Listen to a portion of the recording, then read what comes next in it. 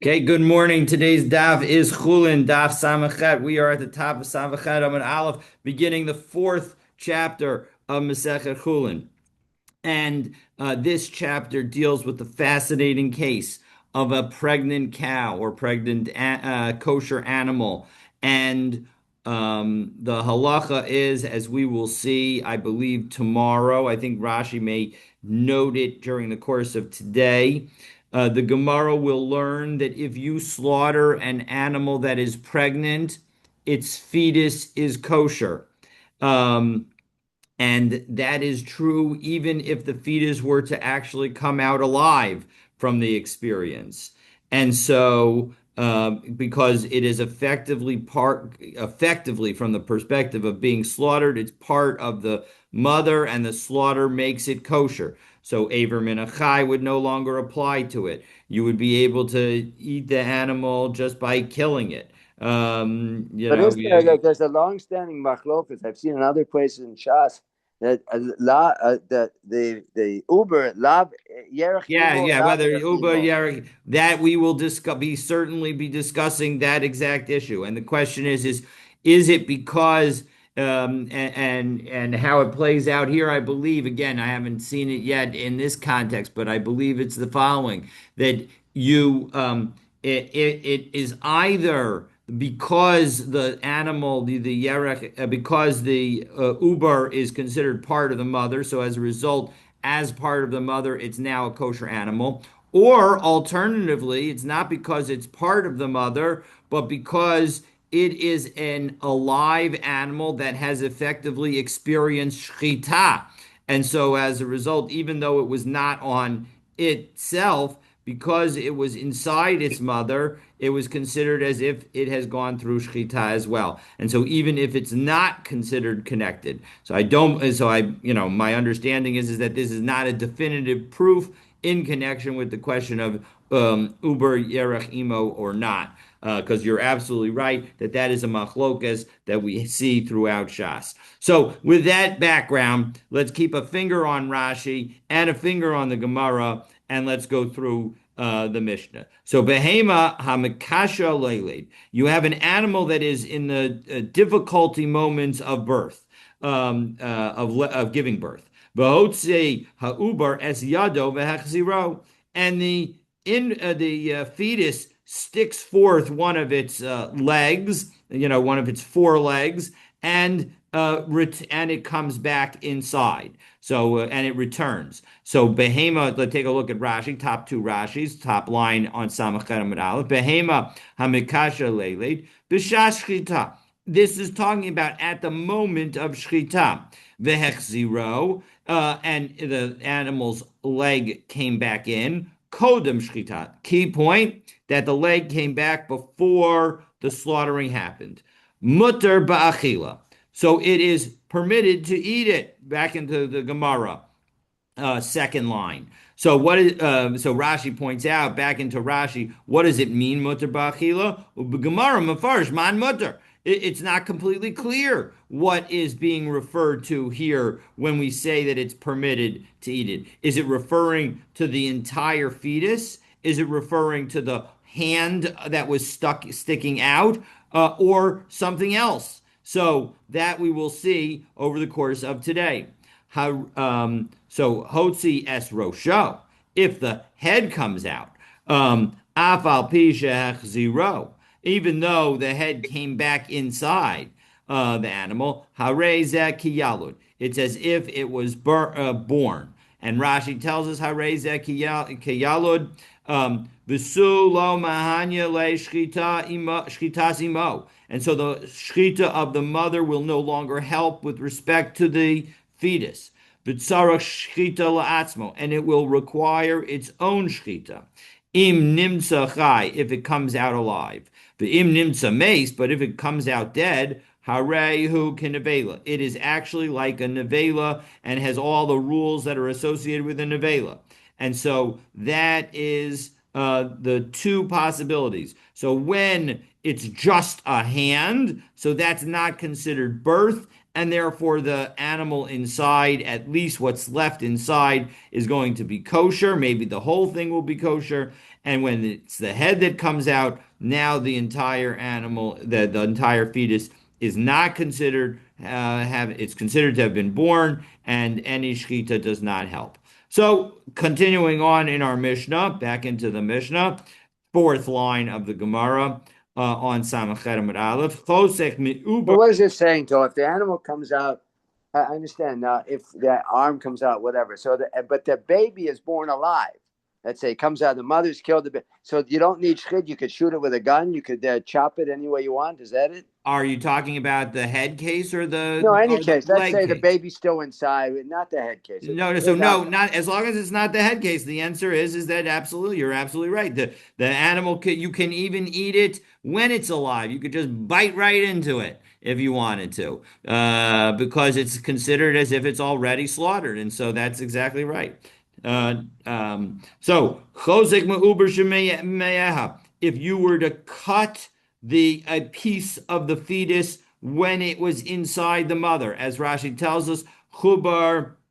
I'm sorry, mutter ba'achila. Then it is permitted to eat.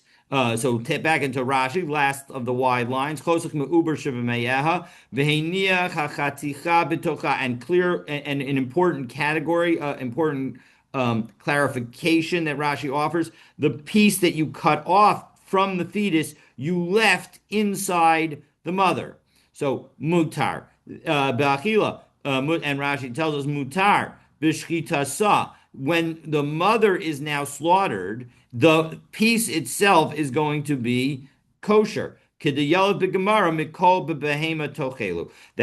we're going to learn from the pasuk kol b'behema tochelu, that the fact that it says bibehema, in the animal you can eat, so it's going to imply that there are certain circumstances when things that are inside the animal will be edible. And this is exactly one of them. That if in fact a piece of the fetus is cut off in the animal, and then you do shchita while the piece of the fetus is still in the animal, then that piece of the fetus is still going to be kosher when the mother gets slaughtered. Back into the Gemara, into the how are they doing that? Yeah, don't they have to shech the mother before they can open the mother to get a piece of the No, they fetus? reach their hands in to where to the birth canal, Oh, and they engage in the cutting of the fetus while it's still inside the mother. That's the situation that we're talking about. okay. Okay, so min hatrol umin haklayos. If you were to detach part of the spleen or the kidneys, and Rashi very importantly notes shel behema atzma, of the animal itself, meaning of the mother. So now, if you were to cut something off from the mother and now leave it within the mother and then slaughter the mother, asur b'achila. That you left within the mother after some kind of surgery is going to be prohibited to eat. And Rashi tells us, even though you left it within the animal, lo hutar b'shchitasa, it's not going to become kosher through the shchita. Lahachi nachat and the reason that we therefore reference the spleen and the kidneys, mishum demidi delo mitrifahu, because cutting those items don't make the animal into a treifa. So obviously, if you cut something that makes the animal into a treifa, well, then the entire animal is not going to be kosher. But here, what we're highlighting is that the detached spleen and detached kidney that have been left inside the mother, and now or any animal that you're shechting, and now you shecht that animal, that spleen, that kidney that was already cut off before the shechita is not going to be kosher. You're not going to be able to eat it. Zeklal. Here's the general rule. Back into the Mishnah, fifth line, second to last word on the line. Davar shekufa asur. If something is going to be part of the animal's body is going to be, if it's part of gufa, if it's part of its body, it's going to be prohibited. The she'enu gufa, but if it's not part of the mother's body, it's rather part of the fetus, well, then it's going to be permitted. So again, as I mentioned, and as Rashi noted, when it came to the first mutter ba'achila, it said ubegemara mefarish man mutter. So we're going to have Rav Yehuda tell, in the name of Rav, tell us potential rule number one. So Rav Yehuda Amar Rav, the aver atzmo asur, the limb itself. So if again, if it stuck out its right leg, right front leg, and now it drew it back in, that right front leg is prohibited. It's not going to be kosher because it already came out. So as Rashi tells us, Me'ever atzmo asur ba'achila. You're not allowed to eat it. Ma'achar sheyatza memechitzaso. Once it came out of the area in which it was limited, kodem shchita, before the slaughtering, ba'afal pisha hechzira kodem l'chein. Even though it went back inside before you did the slaughtering, it's going to be prohibited. So One is not always sure which leg came out, unless you have like an well, then, ultrasound and then X-ray. if you were uncertain, then all the legs would have to be prohibited, or all the legs that would be possible would have to be prohibited. Because you're exactly right. You can't eat you can't eat any of the legs if it could have been that leg. So my de amar kra uvasar basada terefa. Oh, my timer, excuse me, my timer. What's the reason? So the Amar Kra Uvasar Basadet Trefa Lo Tochelu. That when it comes to a meat that you find in the field that is a trefa, you shall not eat it. And kevan sheyatza basar chutz lemechitzaso nesar, because it left its boundaries, so now it's going to be prohibited. And Rashi tells us, second Rashi on the Gemara, 3 lines below where it says Gemara, and 1, 2, 3, 4, 5, 6, 7, 8, 9 lines down in the narrow lines of Rashi on Samachet Amud Aleph. Uvasar basadeh, kolomar, so, meaning, why did it tell us that it needed to be in the field? It is telling us that something that's outside its regular location. Dahainu la'avir, that means out in the air. Shirechem zeh havele mechitza lahatiro. Because this animal, the location where it could be kosher if the mother gets slaughtered, is as long as it is in the womb. B'shchita, that will what it will be, will make it permitted through shchita. The kevan sheyatza, and once it left, harehu ketrefa, it's just like the trefa in the field. V'lo tochelu, and you shall not eat it. V'kol mi sheyesh lo mechitza, and any creature where there is a mechitza of permission, the yatza, and it goes out of that area, kagon basar kodshim, like sanctified meat of a sacrifice. Sheyatsu, once it goes out, nami mahai kra naftalan. We also learn from this pasuk that meat is no longer permitted, even if it comes back in. Okay, so the Gemara now says, hey, what about our Mishnah, as we pick up on the 3rd line underneath where the Gemara starts, 3rd word on the line. Tanan, 1 second, we learned in our Mishnah, Behema hamakasha b'leiled v'hotzia ubres yadovach zero mutar ba'achila, that when the fetus sticks out its leg and brings it back in, it's permitted to eat. My lava aver. Certainly the simple read of this would be that it's referring to the limb that is permitted. And so the Gemara says, no, it's not. Lo a'ubar. It's referring to the fetus itself. The rest of the fetus is still permitted to be eaten. I'ubar, 1 second, the Gemara asks, if it's referring to the fetus itself, my iria hechaziro. Who cares if the limb came back in? Afilu lo hechaziro nami. Even if the limb was still outside. So you had one leg outside as the pregnant mother, as you're shechting the mother, and so the leg that's outside would not be kosher, but the rest of the animal would be kosher.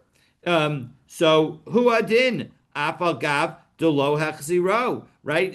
The law is the same, even though it doesn't come back in. So why is it that you're going to say that you're going to reference this case because you're acknowledging the fact that if the limb stayed outside, the halacha wouldn't change.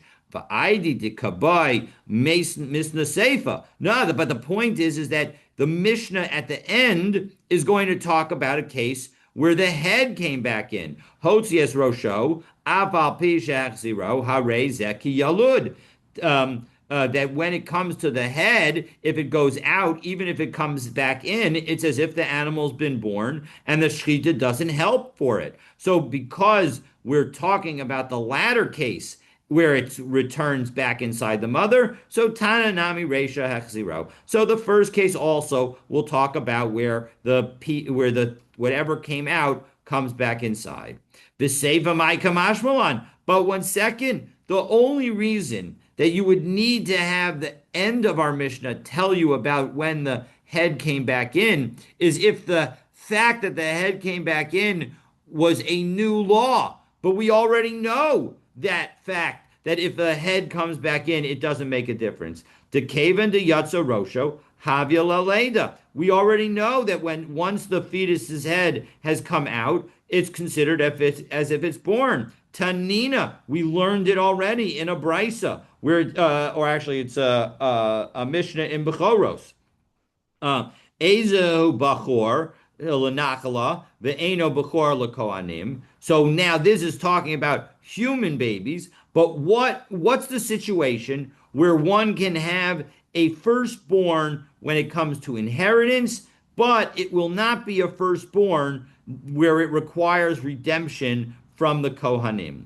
So haba akar nifalim. One case is if the baby is born after the mother has a nafel, a baby born before term that is born deceased. Aval pisha yatsa roshochai, and that is true even if the nafel's head emerged alive from the mother. That the bottom line is that because this nafel does not have the ability to survive on its own, even though it came out, its head came out alive, the fact that it went back inside and now died, it's not going to count. As Rashi tells us, nafel, this is from the bottom of the narrow lines, about 24, 20, 23, 20 lines up. Nefel shelo kulo chadashav, that did not finish all of its months, and so as a result, it is not capable of surviving. Afal pisha yatsa roshochai vehechziro, and now it came back inside. V'yatsa achiv, and now its brother is born. Shekulo chodeshav, after all the months are necessary.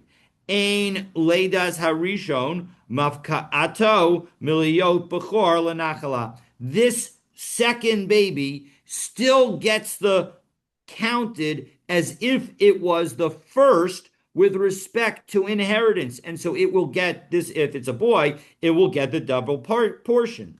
Shafilu nolad hanefel kulo. Even if the entire nafel had been born, but it obviously would be born dead or die very quickly thereafter.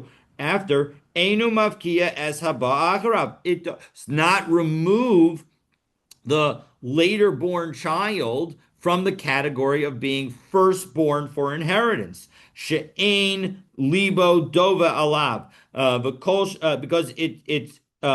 its heart has not, finished with it, and because nobody is going to pay attention to this child and treat it as if it was a full-born, such that the inheritance will be assumed because it is not yet fully to term.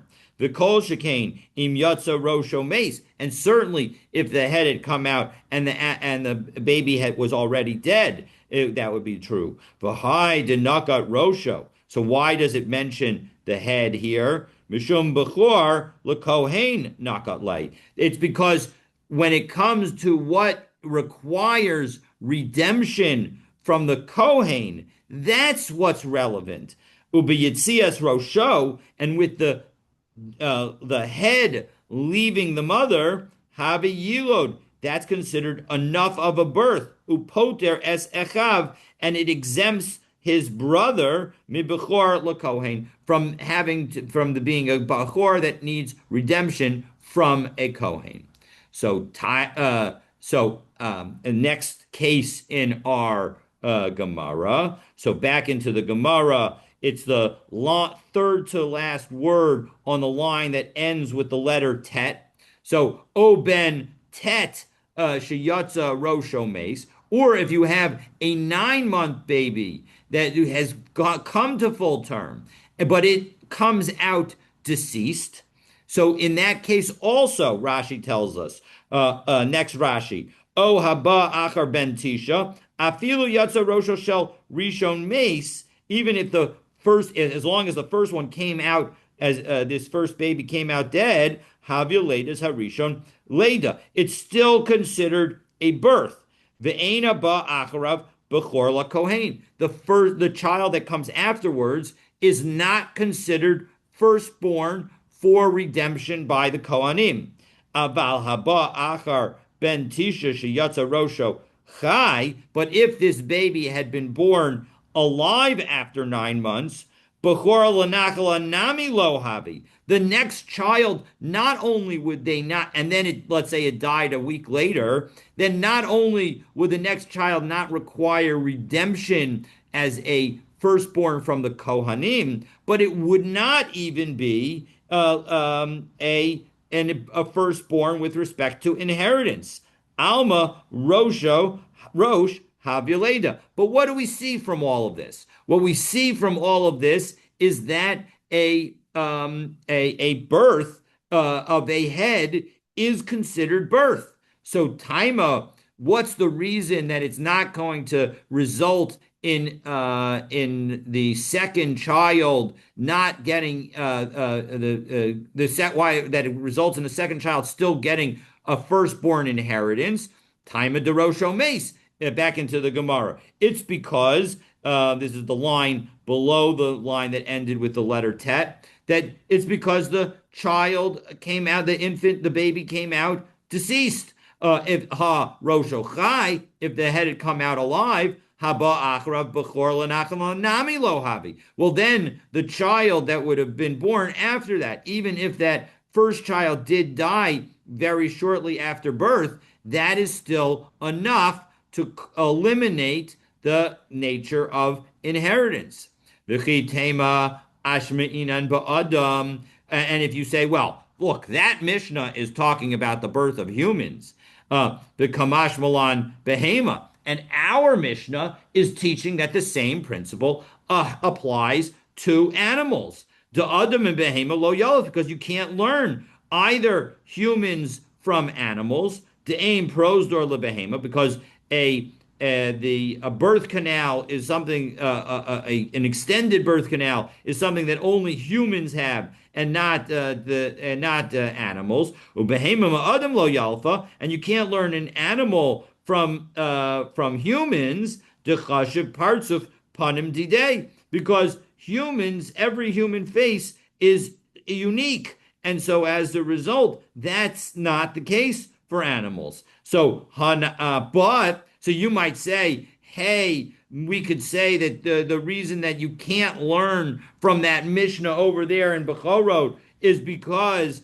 animals are different than humans. No, Hanami Tanina, but we have another source, another Mishnah, a Mishnah later on in this Masechet that makes it clear that in fact, birth and of an animal is like birth of a human, because it's what does it say? Are we saying that if a soup of an animal, they're similar? I mean, you look at your dogs. If a neighbor's dog, they don't look the same. Well, that you have to be the exact same dog, and certainly, there are certainly, most people would say that animals of the same species, etc., look more alike than humans, and so that's what it's going on.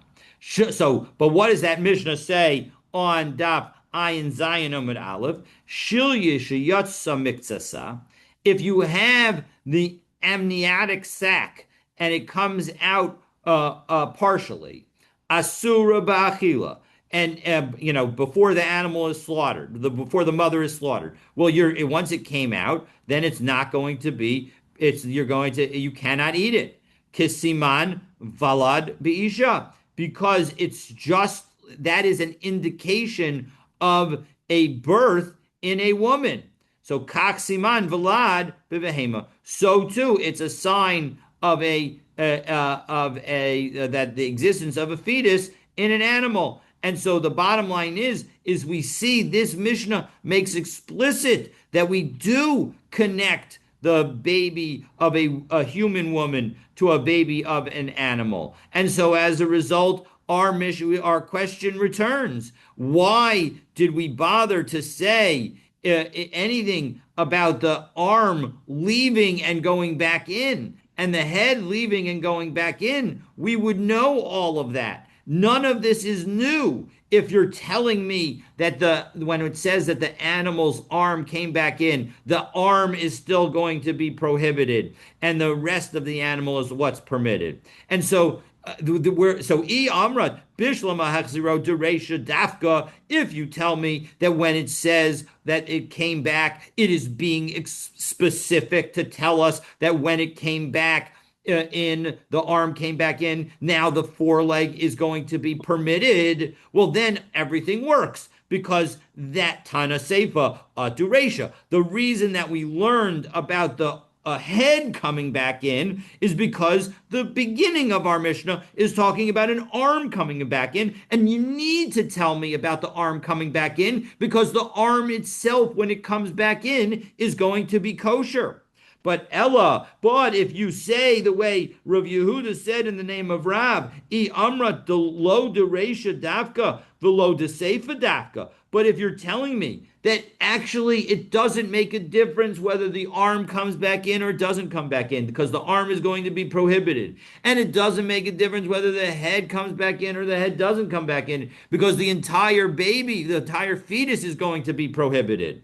Well, then Lama Leila Misnei Klal. Why mention the fact that the limb or the head was pulled back in at all? It's totally unnecessary. So doesn't this completely show that in fact you, Rav Yehuda, in the name of Rav, are wrong, and that in fact the arm of this baby that came back inside, the fetus that came back inside, is actually going to be kosher? No, that is not the case. La'olama ubar. Really, when it says that it's permitted, it's referring to the rest of the fetus. Kida Amar Rav Nachman Bar Yitzchak. And it's like Rav Nachman Bar Yitzchak said elsewhere, Lo nitzrucha. The entire purpose of our Mishnah is only needed, Elo l'makom chasach. It's to tell us about the place of the of where it's cut. And what it mean, and we'll see Rashi that will explain what that means in just a moment. So hachinami lo nitzrucha el makom chatach. What matters is that place of the cut. Now, what does that mean? La'olam. Take a look at Rashi. It's in the medium wide lines of Rashi, because there's only one wide line of Rashi. It's 3, 6, 7 lines up in the medium wide lines of Rashi. La'olam mutter. Really. Mutter to katani aubar. When it says that it's mutter, it's referring to the fetus. Udikashyalach chazrara my ahani. What does the returning of the foreleg into the animal help? Lamakom chatach. It is for the place where, if you were to cut the animal's leg off, when it stuck it out, there is a part that is outside the animal that we know is going to be not kosher. But the part that is just inside that, which is not inside the animal, and yet it is not outside the animal, mahanya. That location that is not inside the animal and not outside the animal, if it was sticking out, it would stay prohibited. But because it came back into the animal, it never went out of the animal, that line is going to be kosher. So again, if the fetus were to stick out its arm and you were to draw around its arm a line, the line right up to the where it came out, so that nothing that did not come out lacks a line, then anything that is inside that, if it comes back in, you'd be able to eat. On the other hand, if that leg had stayed out, not only would you not be able to eat anything that you drew on, but even a little bit further that is not technically outside the animal, but is also not truly inside the animal, that also would be prohibited if the leg had stayed stuck out. And continuing on in Rashi, de'im lo hechsir, if that leg had not come back in, tzarich lahaniach mimashe b'mifnim litzad hachitzon. You would need to leave over some of what was inside the animal that was towards the outside, ulachotcho, and to cut it off. Shemakom hachatak havdalat hachitzon v'hapnimi, because the place of the cutting is the separation between what's inside and what's outside, and usser, and that separation, that line, that demarcation line that would differentiate between what's still inside the animal and what's outside the animal would be prohibited if the leg stayed outside. Because it is considered on the border of the uterus. The lo karina behema, and it no longer has the title of an animal inside an animal. Because that little bit that is on the borderline is no longer inside. Aval I don't think hechstira. anatomically that's the uterus. That's already outside. It's the canal. It's out beyond the Yes, uterus. that's true. That's true. Technically, it's outside the uterus, but it's still considered inside the animal. So it's not, you're absolutely right that the biology may not be perfect, but when Rashi here says rechem, he's just noting the fact that it's still inside the animal. And so aval hechziro, as we're on the beginning of the third last medium wide line in Rashi, but now that this leg came back inside, you don't have to cut off a little bit of what was inside. You can be exact. And cut. Meaning you can cut only what was outside. And the place where you cut would now be permitted. Because it would still get the treatment of an animal inside an animal. Umishum basar basada leka, because it never was basar basada. It never left the mechitza so. The halo yatsa mechitza so. V'hada Rav Nachman lekaman. And so we'll see that as we go forward. We'll see, exactly where Rav Nachman says this statement. But that's the statement that we are using here to say, oh, it's the borderline that makes everything work. Okay, and so as a result, the answer to the question is that our Mishnah needs to tell us about the arm coming back inside, because what didn't quite make it outside, that would have been prohibited if the leg stayed out. But now that the leg came back in, it is permitted. So Tashma, we're going to now challenge Rav again. But anything that did come out is going to be prohibited. According to Rav Yehuda, in the name of Rav, it's going to be prohibited.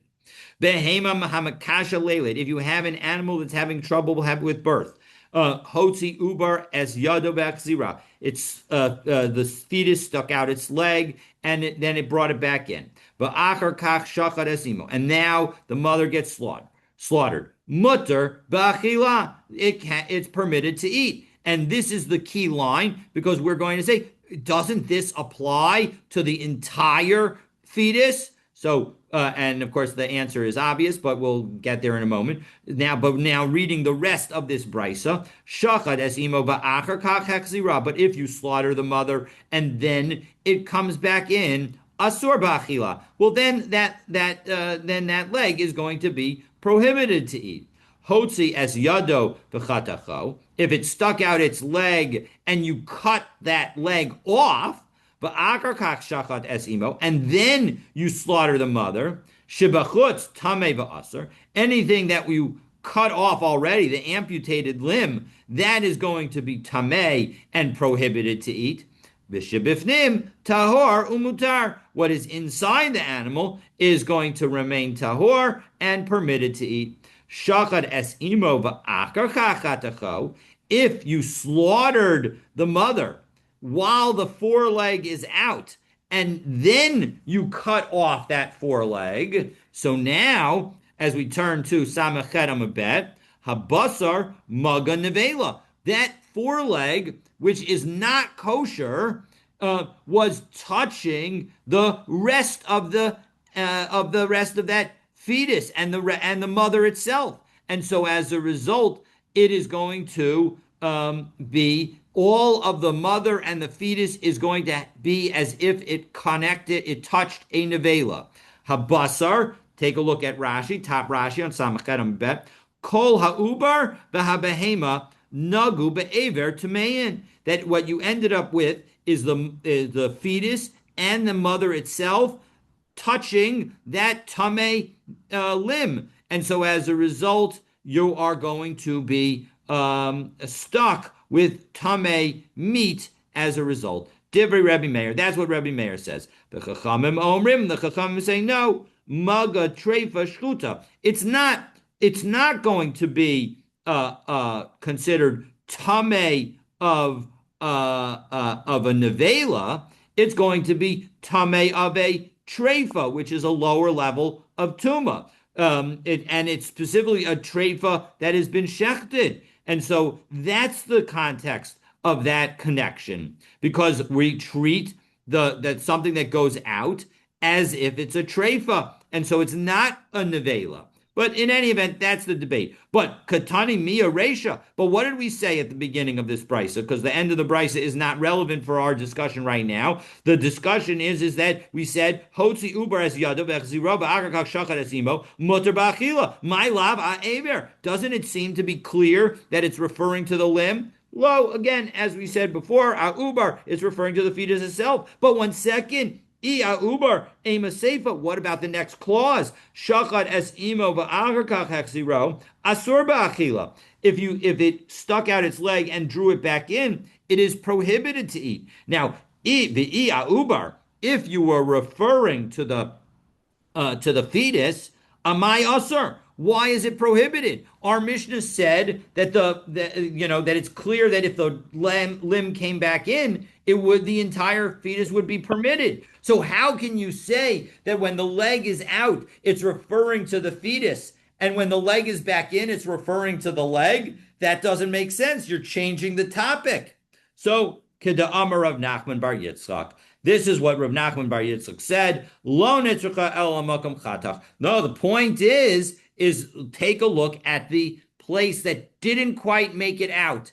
Hachanami lo nitzrucha el makom chatach. Here too, we can say that it's talking about the place that didn't quite make it out. And so as a result, the Brisa is saying exactly the halakha as Rav Yehuda in the name of Rav would say, that if the leg is still out, well then the borderline of the leg that was still not quite outside the mother, but also not really inside the mother, would be prohibited. But if the leg came back in, well then that part that never left the mother, never was outside its mechitza, and therefore is now back bibehema, back inside the animal, and therefore it will be permitted. And so that's what the Brisa is referring to when it says it is permitted and it is prohibited.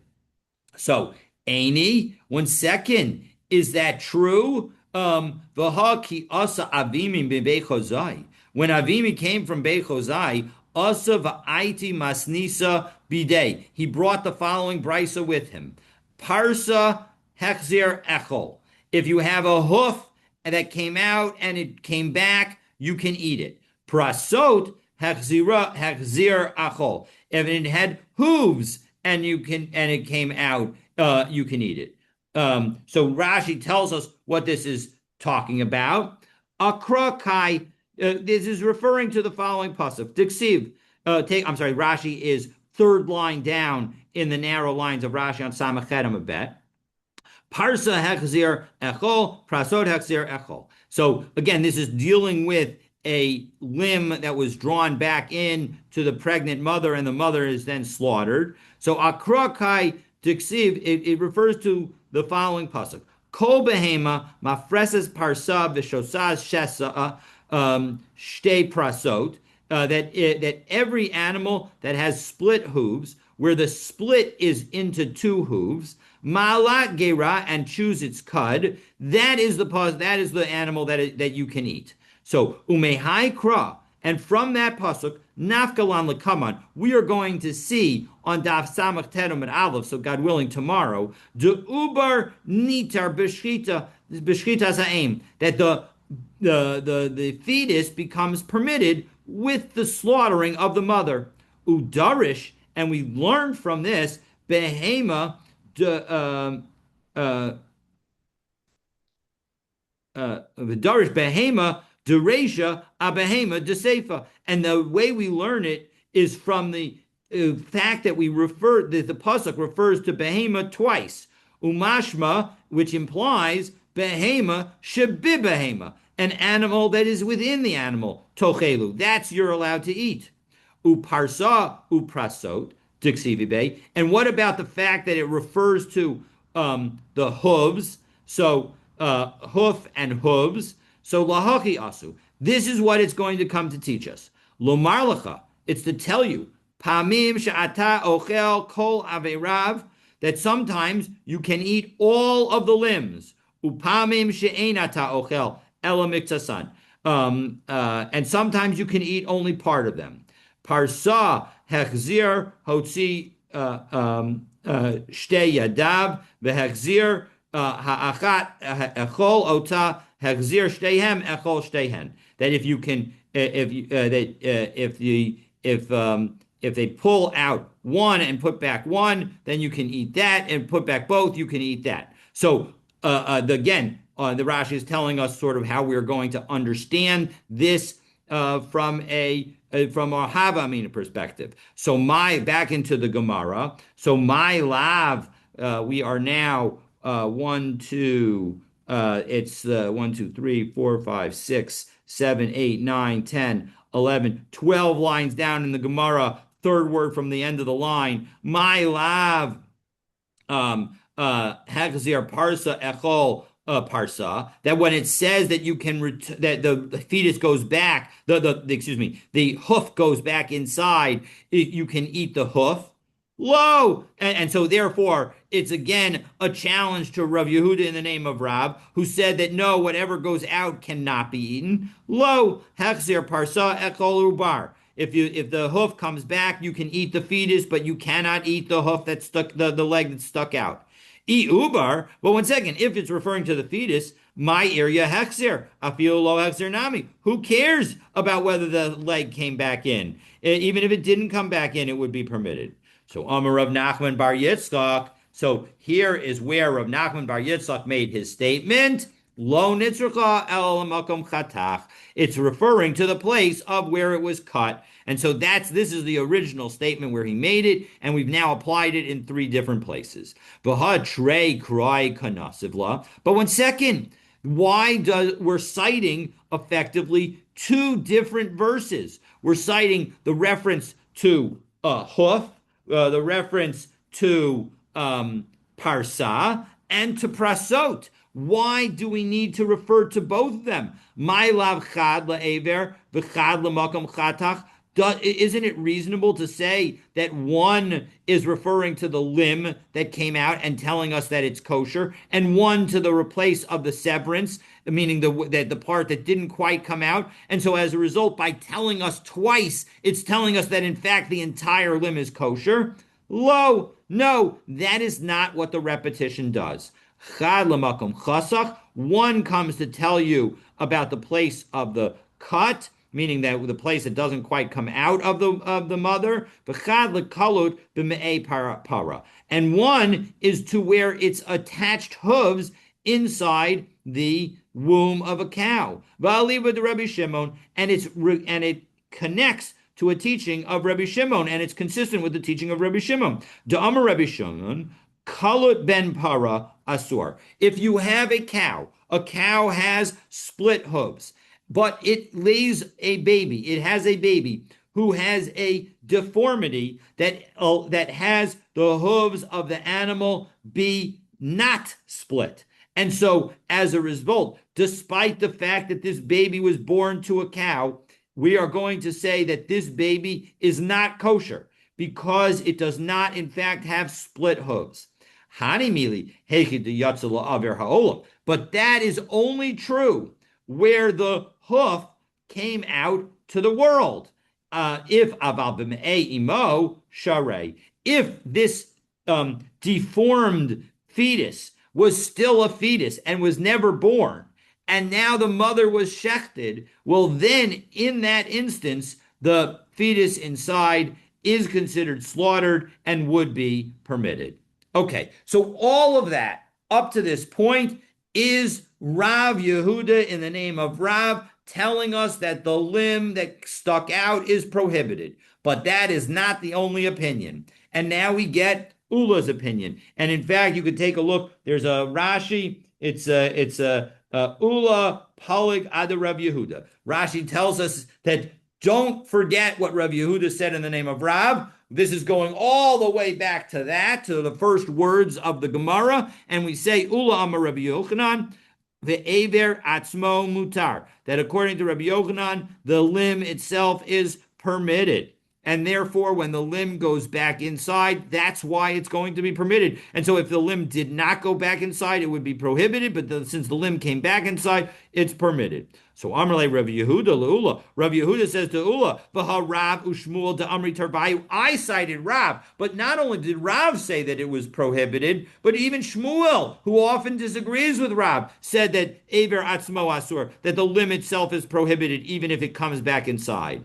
So Amrle Ula responds, Man Yahevlan me Afra de Rav Shmuel Umalinan Ainin. I'd be happy to put the dust of Rav and Shmuel onto my eyes, meaning they are wonderful people. Elohachi Amar Rabbi Yochanan. But all I can tell you is what Rabbi Yochanan said. Hakol hayu bichlal basar basadet treifa lo sochelu. That everything is included in the prohibition of going of a meat in the field is a treifa you shall not eat, meaning that any boundary crossing thing is considered to be out in the field. Kisheparat lacha hakasav. But when the Torah then says, that when it comes to the sin offering, that if it went outside the boundaries and then came back, asur, that is prohibited, the implication is chatzas hu de parat rachmanaba. It's only the sin offering where if it goes out and comes back in, it's going to be out of bounds and stay prohibited. Aval kol mili, but every other thing, kaven dahadur shari. When it comes back in, it is going to be permitted. And so as a result, this leg, although it did go out, because it came back in, it's going to be permitted. So Meisvei, I'll ask you a question. Basar basadet treifa lo tochelu. Right, this pasuk that we've been citing that you should not eat it. Ma Talmud lomer. We have a brisa that says that what does it teach? Lefisha matzinu b'maaser sheni ubikurim. Since we find when it comes to maaser sheni and bikurim, first fruits or firstborn animals. First fruits. Sha'af al pisha yatsu. They all have to be eaten in Yerushalayim. But if they go into Yerushalayim and then go out of Yerushalayim and then go back into Yerushalayim, mutarin, they are permitted. So Yachol, Avzekain, I might have thought that this is also true with respect to the Basar Basadeh prohibitions, that anything that goes out of its mechitza will become permitted if it goes back in. Talmud Lomar Treifa. That's why the Torah specifically refers to those things as a treifa. So my Talmudah, Amar Rabba, Rabba says, Kit treifa, it's just like a treifa. Ma treifa, kevan shenitrafa, shuv ein leheter. Once it becomes a treifa, it no longer becomes permitted. Af basar, kevan sheyatza chutz l'mechitzaso, shuv ein lo heter. Once it goes out, it's no longer going to be permitted. Tiyuv to de'ula to tiyuvta. And so as a result, this is a refutation of ula, and the halacha is like Rav Yehuda in the name of Rav, that if the arm, even if the arm comes back in, that arm is going to be prohibited.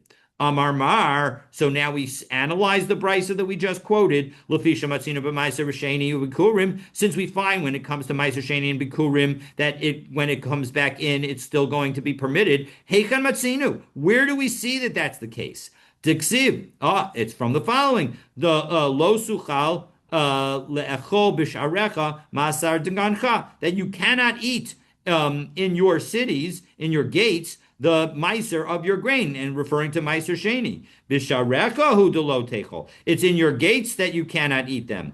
Aval yatzu chutz l'mechitzaso v'chazru. But if it went out of Yerushalayim and came back in, mutarin, then it would be mutter. So that's what it comes to teach us. So b'ma'arava masnu hachi.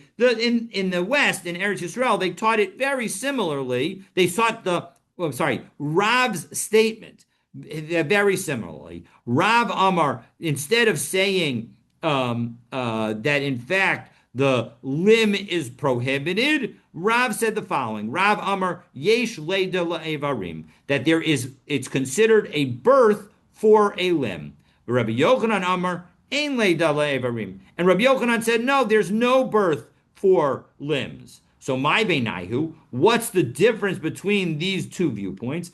Ika benayu, meaning that the view was not about whether or not there was not actually a disagreement. Rabbi Yochanan never said that in fact the limb is permitted. He was just saying that there's no birth for a limb. And therefore, what's the difference between the two? Ika benayu, l'meisar miut aver shebifnim, that what is the to whether or not you prohibit the minority of the limb that came out, that's still inside. The minority of the limb that's still inside. What's the story with that? So take a look at Rashi, two Rashis, my beinayu, bein lishna de ma'arava lelishna kama. What's the difference between the two views that we've just gone through? The first version of the machlokas was the fact of whether or not the limb itself that was stuck out is prohibited. The second version is whether the limb is considered to have been born. So what's the difference between them? L'meser miut aver, back next Rashi, second of the Y lines at the bottom of Rashi. Im yatsa rubo, if a majority of a limb came out, v'nishar miut, and a minority of the limb was left inside, lishna basra, according to the latter approach to the machlokas, namely the approach that they took in Israel, denakot lashon leda, which uses a language of birth, habe yulud, that limb was considered born. Umitzer kulei, according to Rav, that limb would have been born, and therefore the entire limb would be considered prohibited. Velishna kama, but according to the original version of the machlokas, where all that is prohibited is what got stuck outside, lo nesar ela hayotze. The only thing that is prohibited is what was stuck outside. Okay, so we are in the middle of discussing the fascinating topic of a mother animal that is shechted with an ubar inside it, and the status of the ubar, and whether or not that status changes as parts of the ubar come out. But for the continuing of that discussion, you'll need to stay tuned for tomorrow's daf. Looking forward to continuing our learning together. Have a great day.